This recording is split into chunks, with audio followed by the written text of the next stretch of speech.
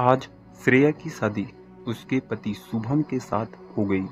श्रेया एक बड़े परिवार से होने के कारण काफी घमंडी थी, लेकिन उसका पति उसकी तरह अमीर नहीं था और एक सीधा साधा इंसान था और अपनी माँ और पत्नी से बहुत प्यार करता था। पति के ज़्यादा अमीर न होने के कारण श्रेया अपनी सास और पति के साथ रहती थी। शादी के बाद कुछ दिन तक श्रेया और उसकी सास अच्छे से साथ रहे और शुरुआत में तो दिन शांति से बीते, लेकिन कुछ समय बाद दोनों में झगड़े होने लगे। श्रेया बहुत घमंडी होने के कारण अपनी सास की सुनती ही नहीं थी और इस बात से उसकी सास उसे खूब भला बुरा कहती थी। इन झगड़ों ने घर का माहौल खराब कर दिया। इन बातों की वजह से उसका पति भी परेशान रहता था। उसका पति गरीबी से तो परेशान ही था, अब अपनी माँ और पत्नी के झगड़े से और परेशान रहने लगा।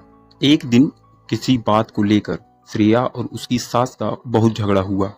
श्रेया को उस दिन इतना बुरा लगा कि उसे लगने लगा कि वो अब अपनी सास के साथ नहीं रह सकती, क्योंकि रोज रोज के झगड़ों के कारण पूरे परिवार में उसकी बदनामी हो रही थी और उसका पति भी उससे अच्छी तरह से बर्ताव नहीं कर रहा था और पति की गरीबी की वजह से दूसरा घर लेकर अलग रहना संभव भी नहीं था।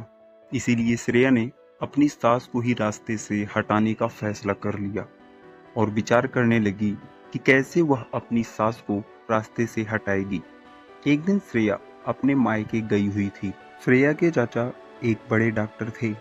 वह उनके पास गई और अपनी सास से हुए सब झगड़े रो रो कर बताने लगी और बोली, चाचा जी, मुझे थोड़ा सा जहर दे दो, मैं अपनी सास को मारकर उससे छुटकारा पाना चाहती हूँ। लेकिन श्रेया के चाचा एक बुद्धिमान इंसान थे। वो उसकी समस्या समझ गए और उसके समाधान का एक तरीका निकाला और कहा, बेटी, अगर तुम अपनी सास को मारने के लिए जहर का इस्तेमाल करोगी और तुम्हारी सास अचानक मर जाएगी तो सब लोगों को तुम पर शक हो जाएगा और तुम जेल चली जाओगी। इसीलिए मैं तुम्हें एक ऐसी दवा दे रहा हूँ जिसे तुम अपनी सास को हर दिन खिलाओगी तो धीरे धीरे उनके शरीर पर इसका असर होगा और किसी को तुम पर शक भी नहीं होगा। उसके चाचा ने उससे कहा कि बेटी, तुमको एक काम करना है कि रोजाना कुछ अच्छा और स्वादिष्ट खाना पकाकर उसमें ये दवा डाल देना है। और हाँ, इस बात का ध्यान जरूर रखना कि तुम इतने दिनों तक अपनी सास के साथ बहुत प्यार और मोहब्बत से रहना, जिससे किसी को तुम पर शक भी ना हो। उनसे लड़ाई झगड़ा मत करना, उनकी हर बात मानना और अपनी माँ की तरह उनके साथ बर्ताव करना। श्रेया ने चाचा से कहा कि चाचा जी, मैं इन सारी बातों का पूरा ख्याल रखूंगी। और फिर दवा लेकर श्रेया घर वापस आ गई। उस दिन के बाद से अब वो रोजाना कुछ अच्छा पकाकर अपनी सास के खाने में वो दवा मिला देती और फिर बहुत अच्छे से एक प्लेट में खाना सजाकर मुस्कुराती हुई अपनी सास को खाना पहुंचा देती। जब भी उसकी सास किसी बात से उस पर गुस्सा होती तो वो बड़ी खामोशी से उनकी बातों को सुनती और अपने गुस्से को काबू में रखकर चाचा की सलाह के अनुसार अपनी सास की खूब सेवा करती, उनके गुस्से की किसी बात का जवाब न देती। कुछ महीने बीत गए, अब तो घर का नक्शा ही बदल गया। सास ने जब देखा कि मेरी बहू मेरा बहुत ख्याल रखती है और मेरी किसी बात का जवाब नहीं देती है, तो सास को भी बहू से मोहब्बत हो गई और वो उसको अपनी बेटियों की तरह मानने लगी। सास का अच्छा व्यवहार देखकर श्रेया भी अपनी सास को अपनी माँ की तरह समझने लगी और उनके साथ बहुत प्यार मोहब्बत से रहने लगी। श्रेया के इस अच्छे व्यवहार की वजह से उसका पति भी उससे बहुत खुश रहने लगा और श्रेया के अच्छे संस्कार की पूरे परिवार में चर्चा होने लगी। सब उसकी बहुत तारीफ करते थे।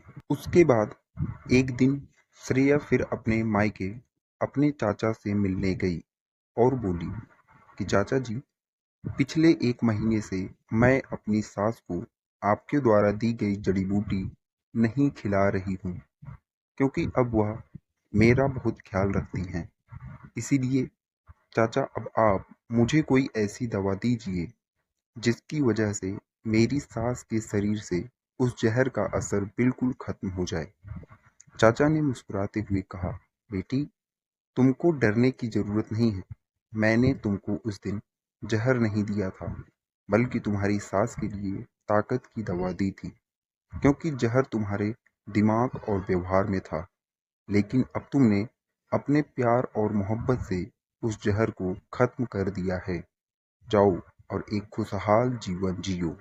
याद रखना, हमारा व्यवहार, हमारे शब्द और लहजा तय करता है कि दूसरे हमारे साथ कैसा व्यवहार करते हैं।